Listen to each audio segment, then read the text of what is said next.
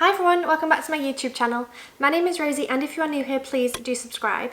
So in today's video, I'm going to talk you through shutter speed. I did a video recently talking about aperture. I will leave that linked up here if you want to watch that. I'll also leave it linked in the description box below. That was really useful talking about aperture and how it affects your photographs, how you can get a really nice bokeh, what all the numbers mean. So it's really informative. So go ahead and watch that either now or after this video. But like I said, today we're going to talk about shutter speed. So what is shutter speed? Shutter speed is the speed at which your lens opens and closes to capture a photograph. Now this affects the amount of light that is in the photograph and also how sharp the photograph is and how much motion blur there is. I'm going to talk about that in a second, but that's basically all you need to know about shutter speed. So how does the shutter speed affect your photographs? So shutter speed affects the amount of light that is coming in, which means that the photographs can be darker or lighter depending on your shutter speed. Because obviously if the shutter speed comes open and closed really quickly, there's not a lot of light coming in there. But if the shutter speed stays open for a long time and then closes, obviously it captures a lot more light into the photograph. And the second thing that it affects is the sharpness or the motion blur. So if the shutter speed is super quick, it means that it captures the photograph really crisply. Whereas if the shutter speed stays open for a little while, obviously it lets more light in, but it also means that whatever is moving, whether it's water or somebody or cars, it means that you get that nice motion blur effect. What do the numbers mean? So shutter speed is measured in seconds, whether it's 1 second or a fraction of a second or multiple seconds. It's measured in seconds basically. So I'm going to dive into that in a second and talk you through exactly what it means. But basically it's measured in seconds or fractions of seconds. So I'm going to show you a couple of graphs just to try and illustrate this a little bit more and help explain it a little bit more. I feel like when you can see a visual representation, it just helps kind of understand things a little bit easier. So the first thing I want to talk about is how the shutter speed affects the light. So if we look at this chart here, it's a really good representation of how the shutter speed affects the photograph. So with a quick shutter speed, the photograph is quite dark, and the longer you leave the shutter speed open, the brighter the photograph gets. The next one I want to show you is this camera lens. So the first photograph is 1/20th of a second, and that's how you'll see the shutter speed represented is 1/20 or 1/20, and that means it's 1/20th of a second. This is 1/50th of a second, 1/25th and 1/250th. So that is getting quicker and quicker, which means there's less and less light getting in, so the photograph is getting darker and darker. And the last one talking about light is this one.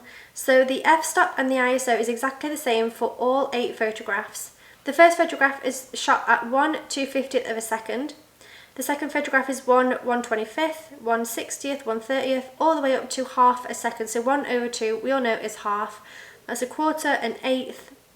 So the half a second is super bright, and the 1/250th is super dark, and this is how you can kind of see how the shutter speed affects the amount of light that's coming into the photograph.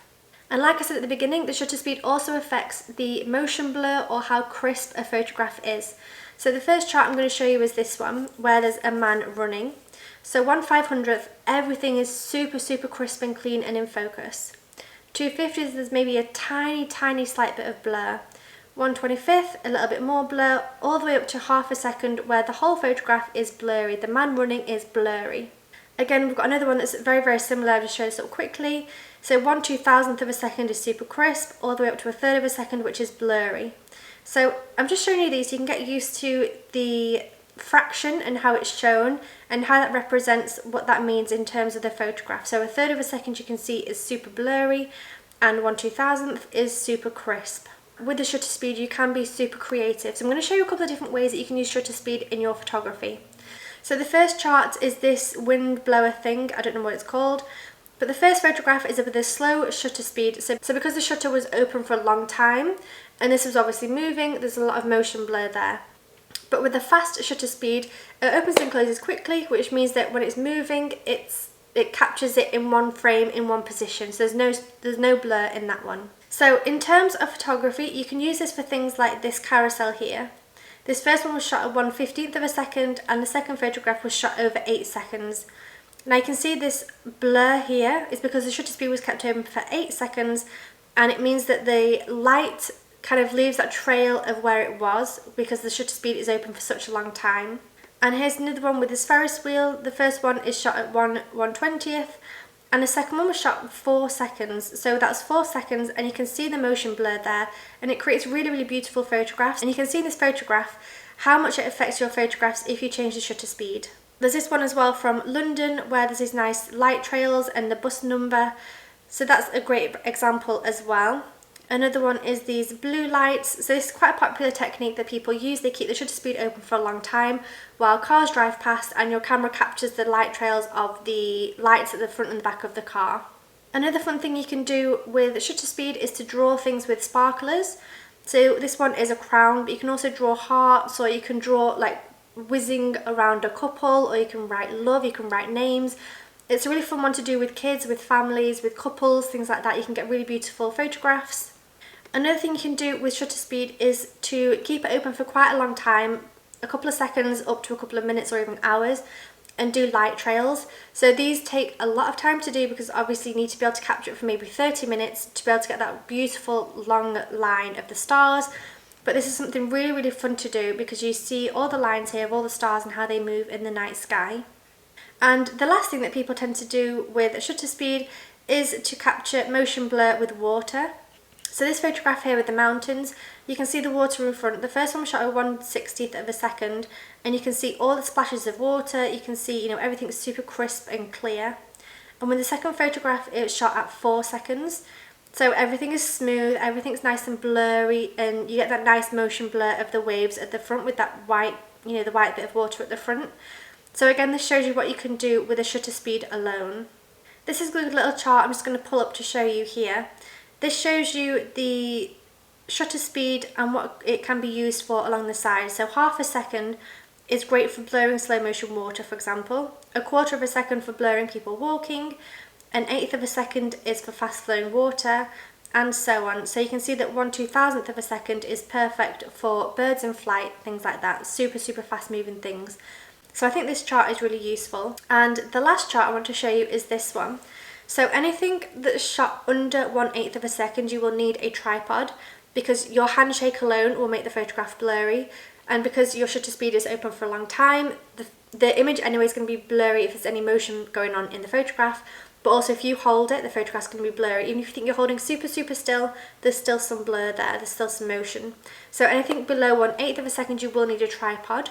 I'll leave a link to mine down below because it's really, really amazing. I'm using it now actually, but it's super good for travelling. It's really lightweight, but it's also really amazing. But this chart, so it shows you basically if you want to shoot star trails like I showed you just before, you need to have the setting on bulb mode and have the shutter speed open for a couple of minutes or even a couple of hours if you want to. If you just want to photograph some stars like the Milky Way, 30 seconds should be perfect. If you want to photograph flowing water for a blurry effect, 5 seconds, 8 seconds, something like that should be good for that.